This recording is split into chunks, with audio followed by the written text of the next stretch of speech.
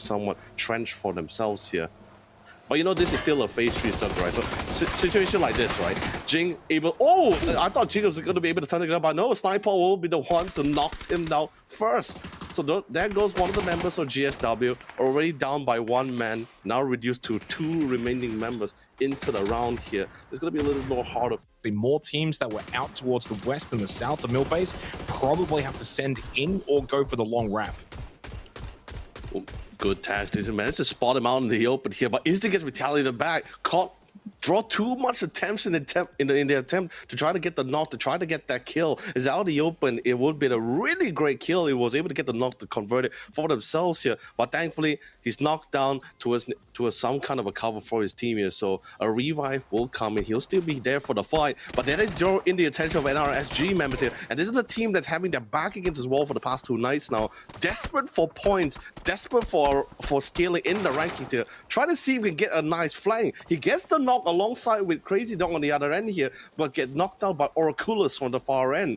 This is pretty much at this stage of the map where teams are trying to get for that positioning for themselves, right? With how, although it's being a phase 4, it's still such an open field. There's so many teams within that circle itself. It's so simple for teams to be able to spot from a vantage point, or at least from a longer distance here. So a third party, or at least a couple of answers. Get to the positions you want to get to. As Zhuang goes down for Zen, so they're down to 2 players. Again, they unfortunately didn't have Nam Zhao come into the game, so then when you lose one early, you're down to 2, and your ability to put together a solid game now really drops off.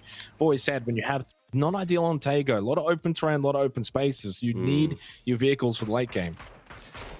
Yeah, it's a lot of territory to traverse as well, right? It's like, I think if you get it all the way to the final phase, it also serves as really great cover. Might even be a nice flanking maneuver. But also Zan Esports, after losing one of the members, now leading forward to 2 more additional. Zan Esports unfortunately going to be bailing out from this round, but Esports unfortunately going to be bailing out from this round. But then at the same time, it's also really great for Team Newbies. Much needed points here, although it's still.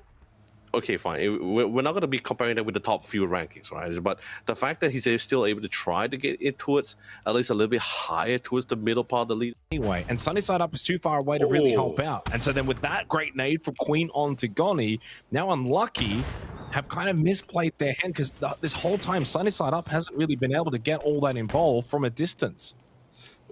Flash not going to be working back in the favor. Instantly fall by. Molly's not going to be able to connect. NRSG is going to be scored up, I believe, as we saw from the minimap as well. It was Team Newbies and NRSG pretty much close proximity to another during that phase 2 circle here. Not able to witness that POV, but looks like Team Newbies is going to be able to get it out.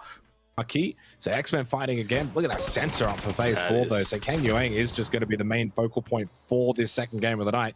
And it's just a scrap right now between Team Newbies and X-Men. In the end, it is X-Men that come out on top. Savior collecting 3 of them. Upchen getting at least. In terms of the circle, because there will be some scenarios, especially with how the terrain is somewhat dictated for a lot of these teams, we might be even seeing like a couple of really awkward fights for a lot of these guys here. But you know, looks like Alter Ego mid rotation is going to be able to find Team Newbies. This is going to be a team that needs to hold their ground. This is a very strong team they're going head to head with. So a good knock here for the exchange. That's 1 for 1 here. Can't really convert for the kills, and the priority is just trying to see what's going to be the next target here. What's going to be the repositioning of the crosshair.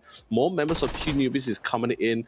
He might decide to play on the outskirts to play Overwatch, to try to pressure Alter Ego from the outskirts, so to deny them, flank them from a disadvantaged angle. Finds a good shot, by the way. That's 2 members down for Alter Ego. Now suddenly the fight seems a lot more doable here, and Team Newbies definitely pepping up here for this fight here. It looks like RDK is going to be making a little bit of a safer call. Not going to be going to reinforce the rest of the squad. Will be the Lone Ranger and have to move forward until the rounds.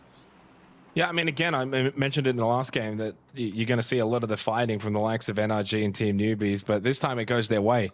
So sometimes it pays off. It's bad news for Alter Ego, considering, I said literally during the mini break there, that they've had a pretty good night tonight, and then immediately this happens. So they get the cast the curse, and poor old RDK now by himself, which is unfortunate. Again, when you're in the position that they're in, where they're so close, point squad. Getting tagged from a distance. That's the issue with Miramar. Shadow got eliminated. He had to be careful, and he does get eliminated. It showed that pick picks up the kill.